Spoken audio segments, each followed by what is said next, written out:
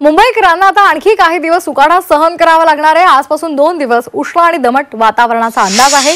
वातावरणाच्या चढ उताराचा मुंबईकरांच्या तब्येतीवर परिणाम होतोय। तापमानाचा पारा जैसे थेच असेल, मात्र उष्ण वातावरण कायम असणार आहे। कडकडीत ऊन, घामाच्या धारा आणि प्रचंड उकाडा, त्यामुळे मुंबईकर हैराण झालेले आहेत। समुद्र किनाऱ्याजवळ असलेल्या मुंबईमध्ये आर्द्रतेचं प्रमाण अधिक आहे। मुंबईतल्या तापमानामध्ये सातत्याने चढ उतार होत आहेत आणि आजपासून पुढील 2 दिवस उष्ण आणि दमट वातावरणाचा अंदाज हवामान विभागाने व्यक्त केलेला आहे।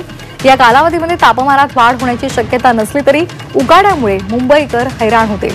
असह्य उकाड्यामुळे मुंबईकरांचं आरोग्य सुद्धा बिघडत आहे।